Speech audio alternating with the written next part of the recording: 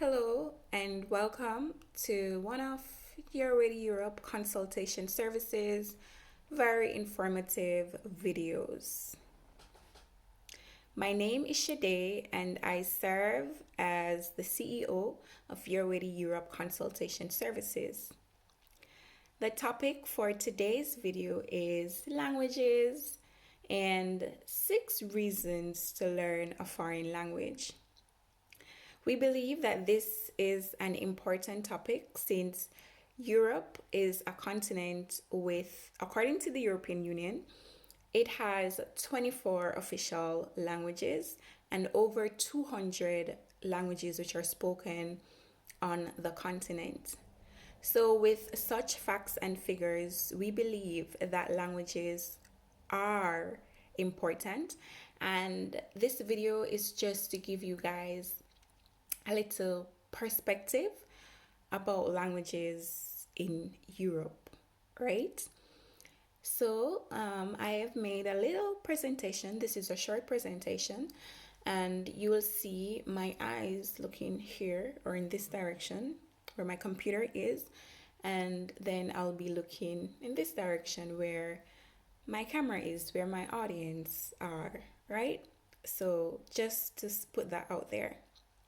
All right, so let's get started. So, as I said, the title for this video is Languages 6 Reasons to Speak a Foreign Language, and it is presented by Your Ready Europe Consultation Services. All right, first reason, it's a prized commodity and it's an essential or an excellent skill to possess, right? So, I wrote with a foreign language, one is able to broaden the mind. What it does is it improves our intellect. It also aids with our analytical skills. And what it does is it opens up our minds and our understanding, and it really even helps with memory retention, right? So it's a good skill to have, and it also aids in other areas of our lives, in our brain and mental development, right? And a foreign language, in our opinion, is a skill where once nurtured or once it is being used um, or where it is being used continuously, or where an individual practices so very often. It's a skill where once really mastered, none can take it away from that person. So just like obtaining a degree, when you get a degree, that degree will always be yours and none can take that from you. So that's one thing which we believe is good, because that paper will always be your paper, comes what may. And it's the same thing with a language, being able to speak a foreign language.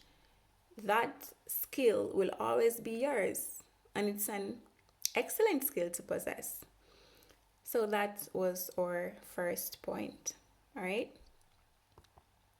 Secondly, being able to speak the foreign language or the native language of that land, what it does, it aids with integration, right?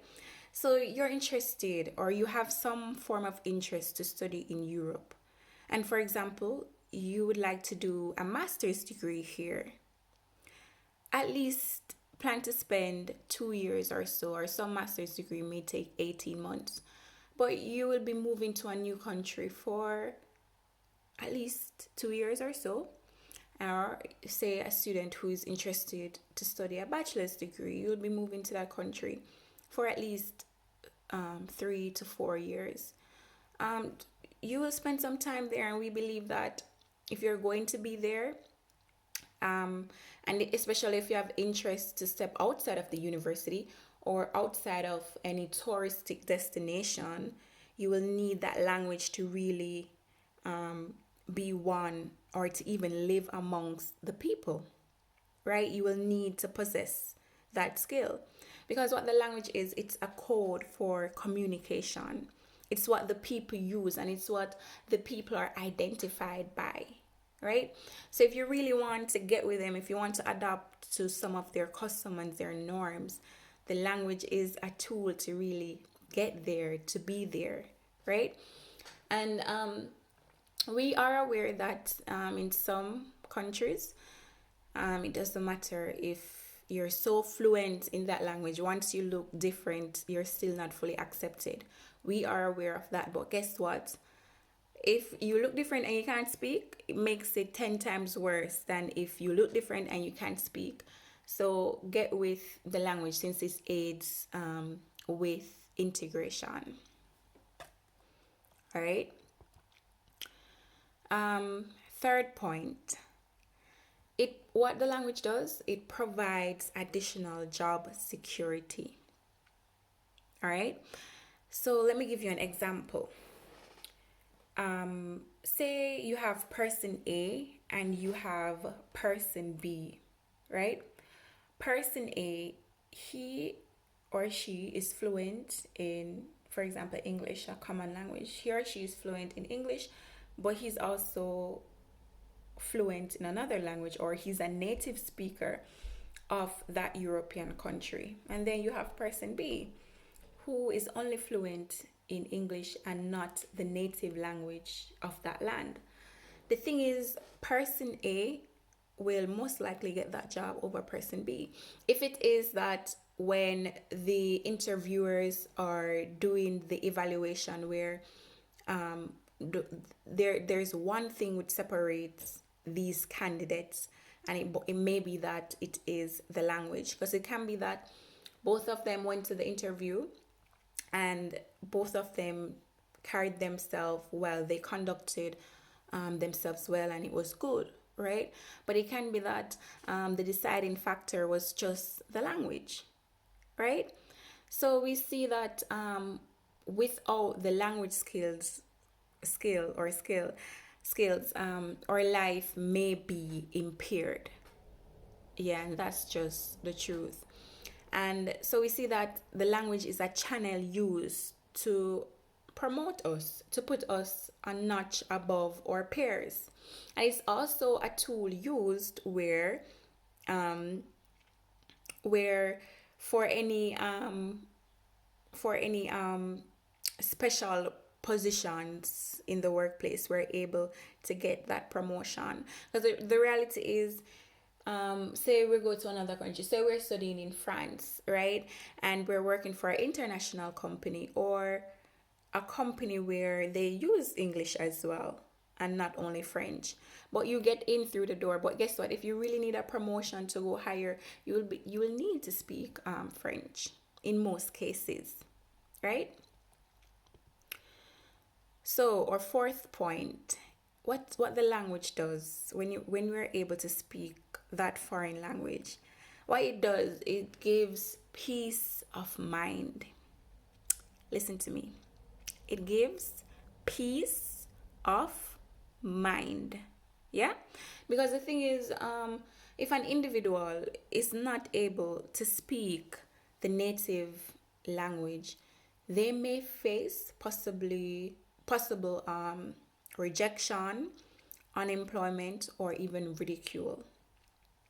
Yeah, that is a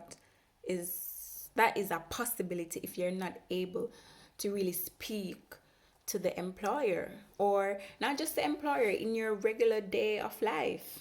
Yeah, if you even just go to the shop, if you just go to the supermarket or to the bakery, you may encounter some rejection, ridicule, mockery, you name it. It may happen. So if you're seeking peace of mind, seek to learn that language. All right, next pointer. What the language does, if you're able to speak that native language, you're being exposed to more degree courses. So the next point is degree course availability. And if you have more degree courses, that means you have you have more schools or programs to apply to. And with more application, it means more chances for a possible acceptance, right? Because the thing is, yes, a lot of these courses are offered in English, but then for some European countries, not all, you have more courses which are taught in the official language, and that's just how it is, right? And so if you really want to come here and you want to improve your chances, the language is another skill to have, which will make you more marketable, which will make you to be able to apply to more courses, because you don't want to be that, okay, you found a course, right? But it's only being offered in Spanish, for example, but you don't speak Spanish and you really like that course and you really like that city and you want to study there. But the Spanish has, not having that Spanish skill has severely impaired you. So you don't want that. And the thing is about many European countries is that certain degree courses are only taught in that official language or that native language. For example, medicine or law, you're not going to come, for example, to Germany and say that medicine is being taught in English. You will not see that. It will be only taught in German, and just like law will only be taught in German. Yeah, just an example. And it's the same with France. You will only um, have law being taught in French. So if you want to study medicine here, for example, in Europe, you will have to be willing to learn that language. You will have to go to language class and go up to at least a C1. Sorry, C1 is German. Well, C1 German. You will have to go up to a C1 level at least thereabout to even get a study place for medicine. So if you know you say, if you say to yourself, oh, I would love to study medicine, but I would want to study in France or wherever, or in Spain or in Italy, just prepare yourself to learn that language. All right. And my last pointer is what the language does. It increases the chance of student funding. Yeah. With looking for scholarships and stuff like that, there are fundings available here in Europe. But the thing is, some fundings may say that, okay, for an international student to apply, they need to have at least a B1 proficiency before they can even be considered. So you don't want it to be that, yes, you want to study in that European country, but the requirement said, okay, you need this level of language proficiency, but you don't get it because you cannot speak, you know? And the thing is, you may be qualified in all that the areas and you may believe that, okay, I have a chance of getting acceptance, but guess what? The language is where I fell short on. So you don't want that to happen. So what we see right here is that the language is a ticket. It's a ticket for success. All right. So thank you. These were our 6 pointers which we wanted to share with you. All right. And we hope that you found this video informative, especially if you're moving forward, trying to get everything together. This video, we believe that one should watch.